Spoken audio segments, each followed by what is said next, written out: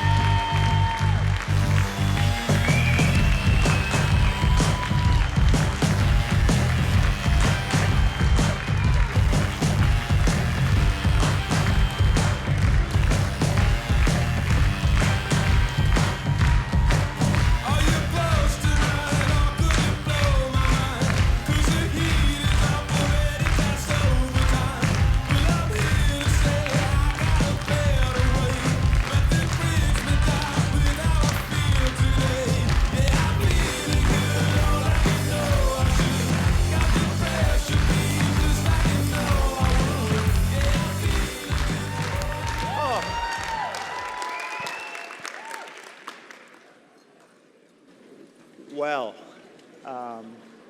thank you so much for having me. It's a great honor to be here on the territory of the Musqueam, Squamish, and Tsleil-Waututh people with you here today. This is my first major speech since becoming Premier.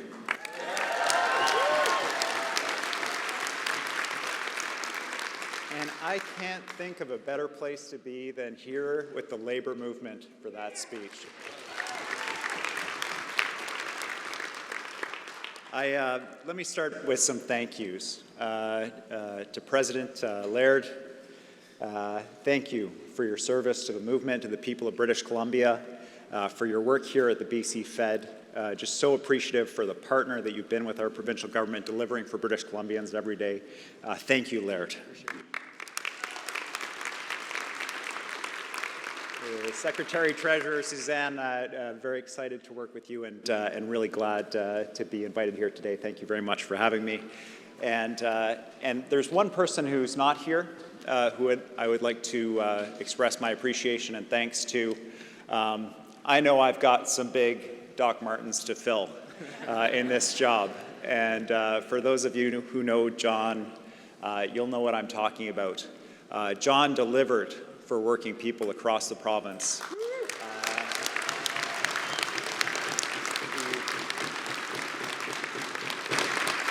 He brought our party to an unprecedented place, a majority election, a minority parliament where we delivered for people together. He is a mentor to me. I am standing on his shoulders, and I told him, I am standing on your shoulders, John. I'll do my best not to slip off, but I'm counting on you too. John remains a mentor, advisor, and coach for me. Thank you so much, Premier John Horgan.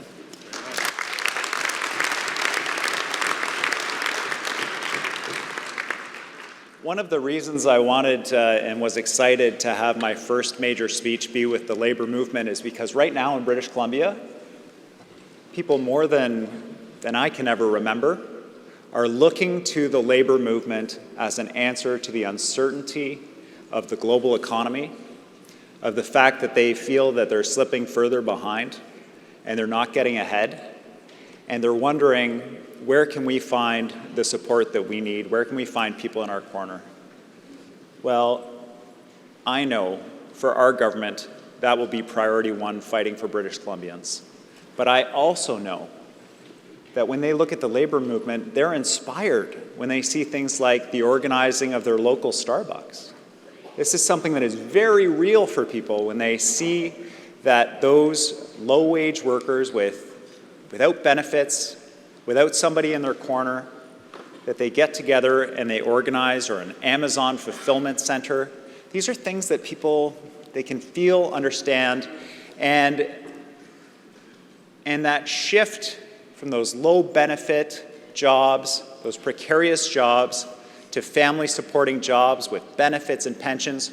I've seen that in my own family. I was very fortunate to marry a remarkable woman, Kaylee Lynch, Dr. Kaylee Lynch. It's every day I'm grateful for our partnership. Her father is an example of why I think it is that British Columbians are looking to you and looking to us together as an answer to, in part, the challenges of the cost of living and making sure they have a decent life in our province. My father-in-law was the youngest of 5 kids. He was a first-generation Scottish immigrant. He came over to Canada when he was 2. And the family settled in Kitsilano. He recalls at the time that it was a working-class neighborhood. And he was a handful. He was the youngest of 5 kids. He ran pretty much wild and free. And his memory, and I have no reason to question this, is that in high school he was called into the principal's office, and the principal said, "Al, I've got a deal for you. If you agree to leave school, I will give you a high school diploma." Now, these are different times, right? But knowing Al, I have no reason to believe that that story is not 100% accurate. So he took the deal. I mean, fair enough. He took the deal and he went home, and his mom said, "Well, that's fine. You can leave school, but you got to work. Everybody in this family works." And so he went with his dad. He went with his dad down to the docks, and he got a job as a longshoreman. And got some longshoremen in the house. So he went down to the docks, and the story that he tells about his early days on the docks, everything from jumping along log booms and working in the belly of ships while heavy loads were lifted overhead, and the risks, the injuries that he saw in the early days on the docks, hauling sugar, just a workplace that we wouldn't imagine today. And he remembers when the first woman showed up on the docks and how tough she was and how tough she had to be, because it was not a workplace that was used to having women there. But how today that all of that is transformed, that the docks represent the diversity of British Columbia, that the docks are a safe place to work, that the union has been working to deliver safety with the employer for workers, and that critical to our family, when you think about a first-generation, youngest kid dropping out of high school, what kind of a future that person can expect, all the challenges that are ahead of them. He's retired. He's got a pension.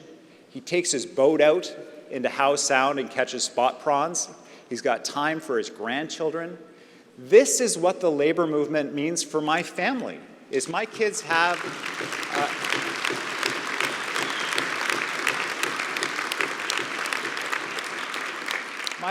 a grandfather who is healthy, who isn't injured, who has the resources to be with our family and spend time with us, and is enjoying a healthy retirement. Every single British Columbian deserves that.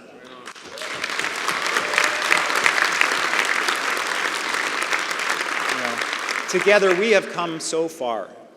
I remember being in opposition when the priority of the government of the day was tax cuts for the people on top, paid for by fees and charges levied on workers across the province, MSP, tolls, and workers under attack every day, fighting to just hold on to what we had. Today, so much has changed. You know, we have the highest minimum wage in Canada.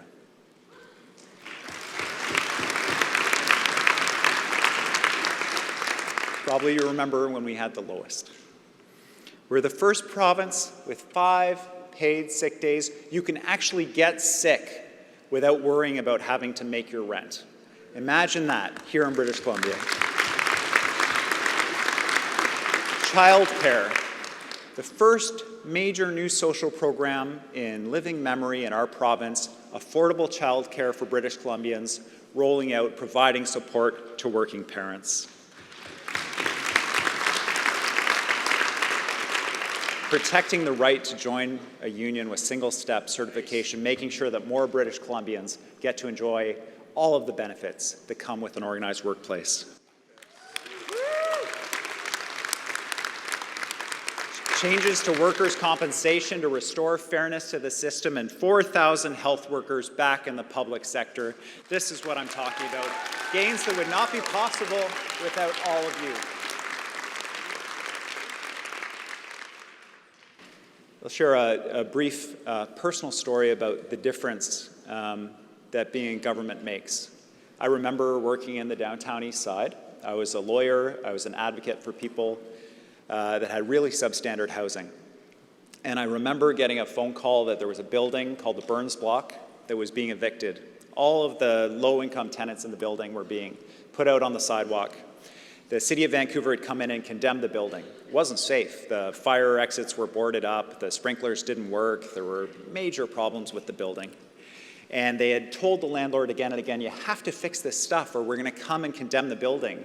And the landlord, amazingly, was not concerned about that at all, because the building was worth more without the tenants in it than it was with tenants. So finally, the city came and said, okay, we're shutting the building down. All the tenants, with an hour's notice, lost their homes. Shame.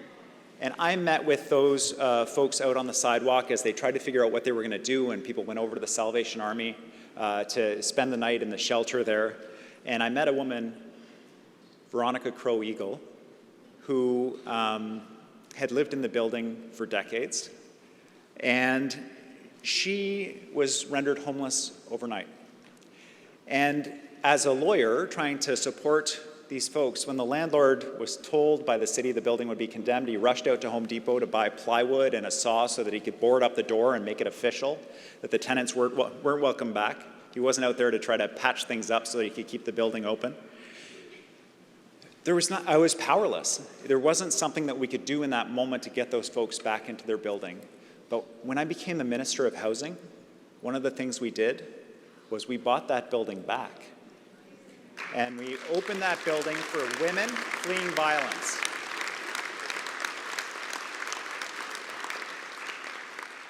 That building is now modern, comfortable homes for women fleeing violence, and it's called Veronica's Place. That, friends, is the difference between us being in opposition and us being in government. That's on my file, but I've got colleagues here today with me, just to my right. They each could tell you stories about their files, about the difference between being in opposition and being in government is massive. And the reason why we're able to experience those benefits is because of your support, because of your members showing up and voting and supporting a change in government. Now, one of the things that's been really important to me as a new leader is to hit the ground running. And so in my opening speech as leader, I announced an initiative to bring down costs for people, $100 credit on their BC Hydro bills, and a BC affordability credit, a one-time payment to help people with the costs of everyday life. Look, we know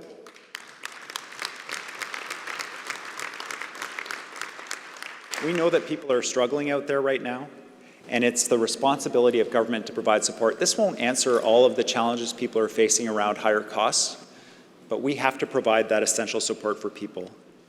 Yesterday, I announced real action on the housing crisis, opening up vacant condos across the province for rent to make sure that those folks who are scrolling through Craigslist looking for a place to live are actually able to find a decent place to live, opening up vacant homes to make sure that they're homes for people in our province.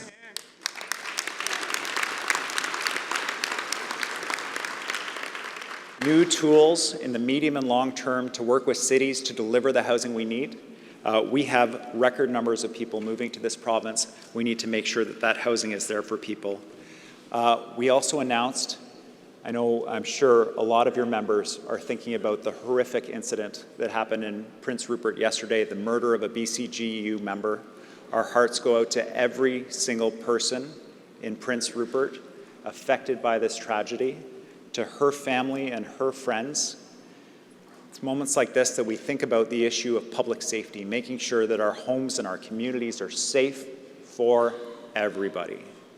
And that's why we've increased supports for teams to work together to ensure that violent crime in our communities does not go unaddressed, but also a track to make sure we're intervening around crime that's connected to issues of mental health and addiction to help people break that cycle.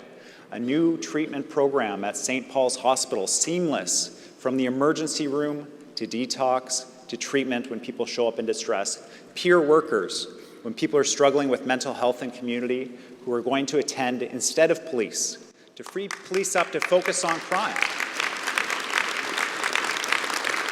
So that people who are struggling are met with someone who's been there and can help connect them with services.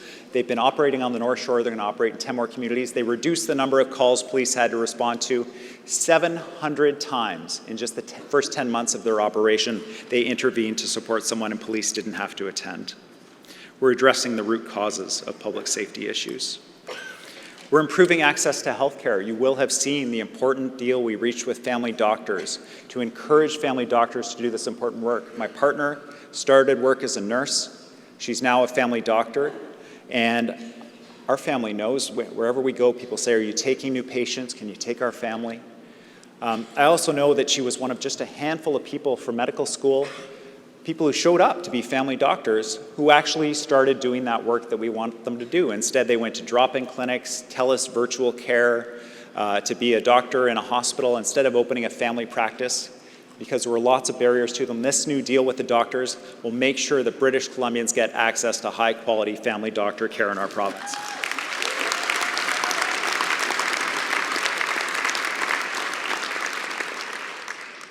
And we all know about the global challenge we face related to climate change and increasing carbon pollution and the impacts that British Columbia is seeing. The smoky summers here in the Lower Mainland, the forest fires leveling an entire community in Lytton, the floods we saw in Abbotsford, the new term that we have, atmospheric rivers.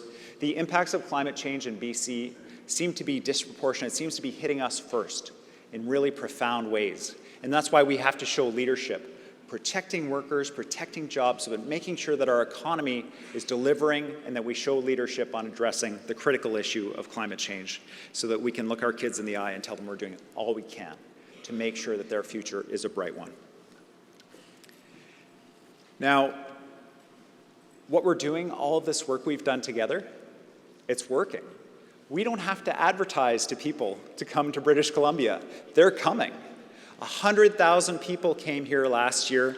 We have the best recovery out of the pandemic in Canada. We have rising wages and new jobs. We have tens of thousands of people who are coming here for opportunity. It's remarkable. I was at a press conference yesterday with a young woman who just moved here from Alberta. She moved from Edmonton. She's a nurse providing care in the streets of Victoria. And we need to deliver for her because when she came here, she couldn't find housing and she was worried she'd have to turn down that job offer as a nurse because she couldn't find the housing that she needed. We can't afford to go back to a world where speculation, where investment in the housing market is seen as a really positive thing for our province. Homes are for people to live in, not for absentee investors and speculators.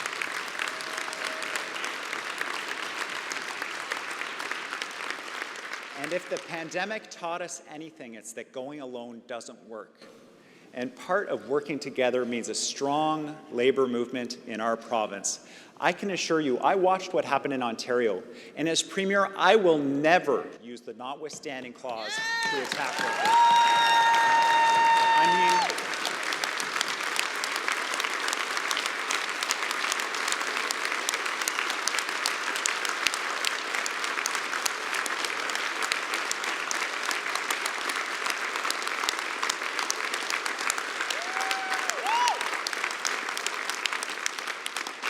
can you imagine that I have to make that commitment to you, that that is an issue in Canada today? It's unbelievable.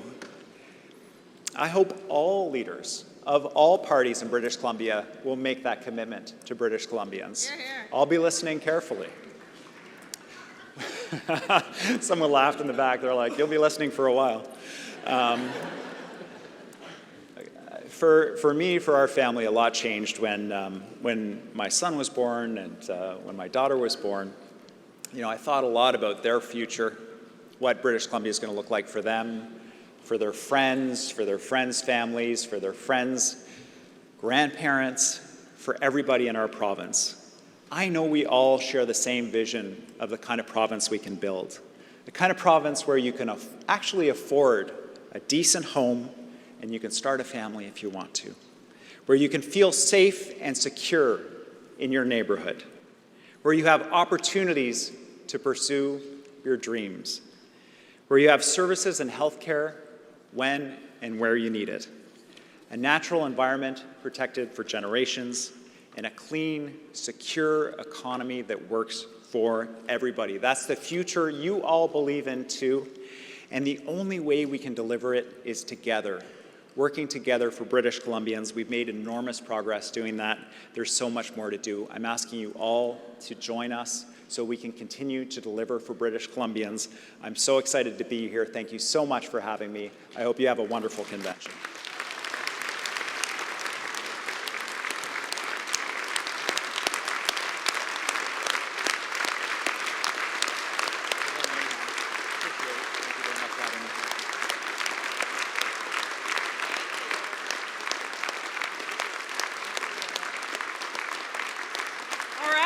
Let's hear it for Premier Eby. Woo!